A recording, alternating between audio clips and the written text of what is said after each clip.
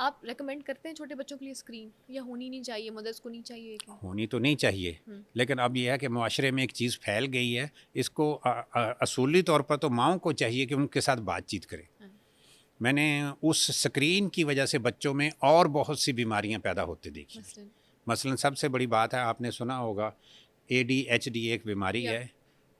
वो attention deficit hyper active exactly या disease, जिसमें वो जो बच्चा है उसकी लर्निंग और उसका बोल चाल जो है वो लेट हो जाती है। डेवलप नहीं हो पाता। हाँ जी, जो क्योंकि वो किसी के साथ बात ही नहीं कर रहा। देखें, आप बच्चे के बोलने के लिए क्या चीज़ ज़रूरी है कि बच्चा लोगों के साथ बात करे, इंटरैक्ट तो करें। तभी वो सीखेगा ना। अब जब बच्चे ने सारा कुछ स्क्रीन के साथ ही देखना है, उसकी कोई कन्वर्सेशन नहीं हो रही स्क्रीन के साथ, सही। तो वो सीखेगा नहीं। हुँ, तो नतीजा क्या होगा कि जिस बच्चे को 2 साल में बोलना चाहिए, हुँ। वही बच्चा 4 साल में भी सही नहीं बोलता।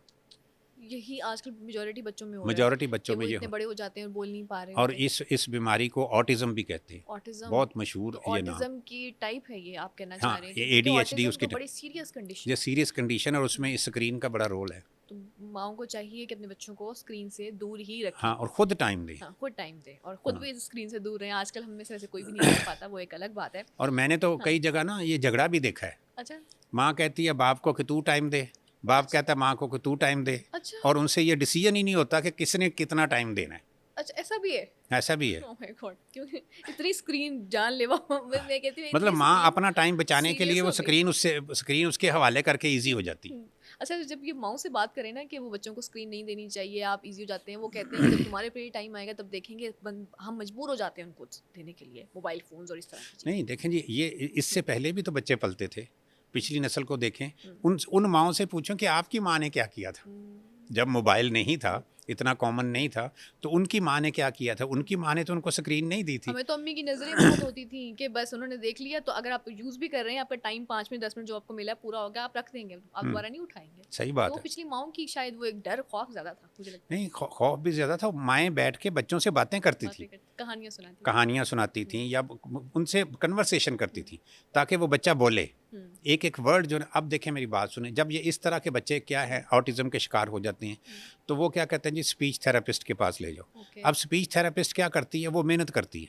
वो बच्चे को एक-एक लफ़्ज़ बोलना सिखाती है। हुँ। तो यही काम माँ क्यों नहीं कर सकती? अगर माँ से ही पहले वो सीखा होता तो उसको ये कंडीशंस ना अगर होती। घर में ही वो कन्वर्सेशन चलती हो, तो कभी भी वो स्पीच थेरेपिस्ट की ज़रूरत ना पड़े। तो माँओं को चाहिए कि अपने बच्चों का ख़्याल रखें, हाँ, उनको उनके स्क्रीन साथ से खुद दूर बातें रखें। करें और ज़्यादा टाइम दें उनको। और आपस में लड़ने-झगड़ने से कुछ नहीं होगा, बच्चे का ही नुकसान होगा। अगर आप मियाँ-बीवी आपस में लड़ी जा रहे, तुम टाइम दो, तो वो तो बच्चे का तो नुकसान हो गया। एग्ज़ैक्टली कि अगर जितना भी आपका है, क्योंकि आपका बच्चा एक इंसान है, उसने बड़ा होना है, उसकी पूरी ज़िंदगी हाँ का जी, दारोमदार इस चीज़ के ऊपर है, तो हाँ जी, माँओं को, बाप को, दोनों को ख़्याल रखना बहुत बिल्कुल ज़रूरी है। सही बात। अगर कोई ग़ज़ा भी होती है कि अगर हम उसको कंज़्यूम करें कि हमारी आँखें बेहतर से बेहतर हो जाएँ, जैसे अक्सर लोग जूसेस का ग़ज़ा में देखें, ये जो बादाम है उसकी शक्ल आँख से मिलती है, बड़ी फ़ायदेमंद है। और बच्चों को शुरू से ही अगर आप देना शुरू कर दें, बादाम और अखरोट दिमाग से मिलता है। और आंवला जो है उसकी शक्ल भी आप देखें कि वो अगर उसको यहाँ से कट करके देखें, तो आंवले का साइज़ और शेप वो आँख की तरह है। तो आंवला भी आँखों के लिए फ़ायदेमंद है, सौंफ भी फ़ायदेमंद है, गाजर भी फ़ायदेमंद है। तो ये चीज़ें अगर आप डेली बेस पे दें बच्चों को, तो बच्चे की आँखों को लाज़मी फ़ायदा होता है, उनको भी और बड़ों को भी। बड़ों को भी फ़ायदा होता है। और अक्सर ये भी मैंने सुना है कि अगर आपको अर्ली एज में ग्लासेस लगी हैं, ऐनक लगी है, आपका नंबर थोड़ा-सा ही है, जैसे पॉइंट समथिंग होता है आँखों का नंबर, तो डॉक्टर कह रहे होते हैं कि बेटा कुछ अर्सा लगाओ, 6 महीने ऐनक, उसके बाद आपका नंबर ठीक हो जाएगा, आप फिर ऐनक ना भी लगाएँ। ये ठीक नहीं होता। ठीक उसी सूरत में होगा कि जिस तरीके से ख़राब हुआ है ना, जिन हरकतों की वजह से ख़राब हुआ है, पहले वो हरकतें बंद की जाएँ। अच्छा। ठीक है ना? उसके बाद मैं आपको एक इस्लामी नुस्ख़ा देता हूँ, वो बड़ा शानदार है। वो ये है कि जब भी अगर आप नमाज़ पढ़ते हैं तो वज़ू के साथ भी कर सकते हैं, लेकिन अगर नमाज़ नहीं पढ़ते तो जब भी वॉशरूम जाएँ, आप अपनी आँखों में दाएँ आँख में 3 दफ़ा छींटा मारें और साथ पढ़ें अल्लाहु नूरुस समावात वल अर्ज़। अल्लाहु नूरुस समावात वल अर्ज़। हाँ जी, दाएँ आँख में पढ़ें। इसी तरह बाएँ आँख में छींटे मारें, तो ये 3-3 दफ़ा आप करें। तो जितनी दफ़ा वॉशरूम जाएँ अपनी आदत बना लें, तो इस आयत के रिज़ल्ट्स बहुत अच्छे हैं। अच्छा, कि आपकी लेकिन नज़र। इसको जितने यकीन, क्योंकि इस्लाम में भी कहते हैं कि आप जो भी इबादत या अल्लाह की जो है कुरान पढ़ना हो या कुछ भी चीज़ करनी हो, जितने यकीन से किया जाता है उतना ज़्यादा अच्छा रिज़ल्ट हाँ, आता है। जितना आपको उसके ऊपर आपका अकीदा है, आपका यकीन है, वही जो मैनिफेस्ट करते हैं, कहते हैं कि वैसा ही होता है। तो हमने सोचा है कि अल्लाह मियाँ हमारी आंखों को बेहतरी देगा इस आयत के ज़रिए, तो ज़रूर होगा। और मैंने अक्सर पहले भी सुना है कि इस तरह की जो आयत होती हैं वो आंखों के लिए बड़ी अच्छी, बल्कि पूरे बॉडी पार्ट्स के लिए डिफरेंट जी होती जी हैं, बिल्कुल सही अच्छी बात। साबित होती हैं। अगर हम नाक की सफाई की बात करें, मुझे आपका वाक़या भी याद है, मैंने बहुत बहुत ही, मैं कहती हूँ कि इंटरेस्टिंग वाक़या था। अगर आप दोबारा सुनाना चाहें कि नाक की सफाई कैसे कर सकते वो मेरा MBBS का फाइनल ईयर था, उसमें ना हमारा ENT का वाइवा चल रहा था। हैं? सही।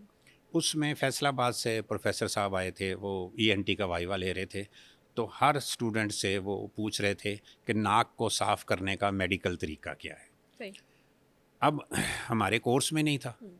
ना हमारी किताब में था, ना हमें हमारे प्रोफेसर साहब ने पढ़ाया था। अच्छा।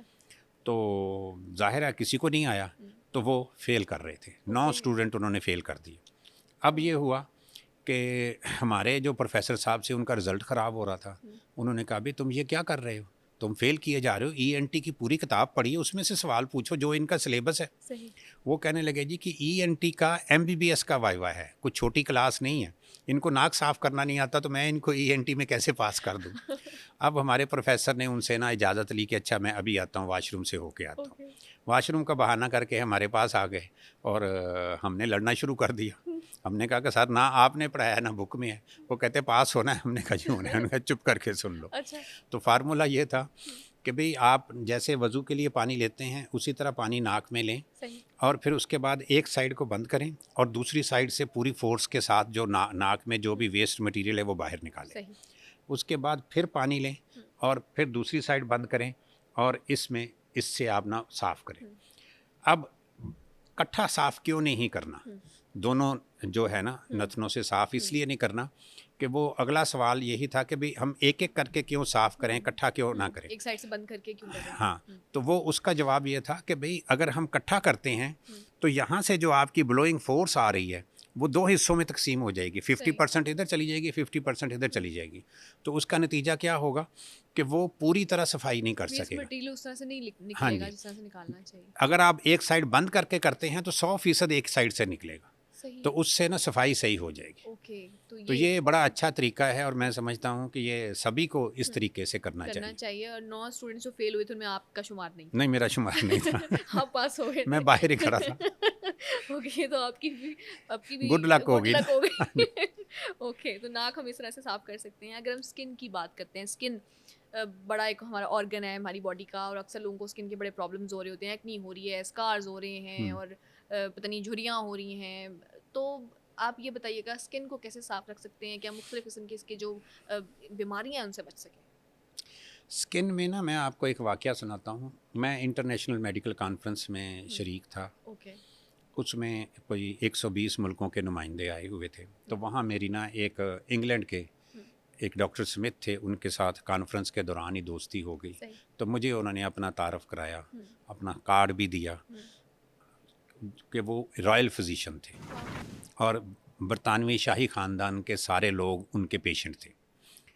तो उन्होंने मुझे बताया स्किन के हवाले से कि लेडी डियाना उनके पास आई थी और सही। उसने कहा जी कि मेरी स्किन के ऊपर लाइट पड़ रहे हैं लेकिन डार्क स्पॉट्स पड़ रहे हैं ओके। और ये डार्क स्पॉट्स पड़ेंगे, जब ये ज़्यादा होंगे तो डार्क लाइंस बन जाएंगी, फिर झुर्रियाँ पड़ने का चांस है। तो मुझे तुम अभी से कोई ऐसी दवाई दो कि मेरी जो स्किन है ना वो बेहतर हो जाए। तो उन्होंने जो फार्मूला बताया था वो मैं आपको बता देता हूँ।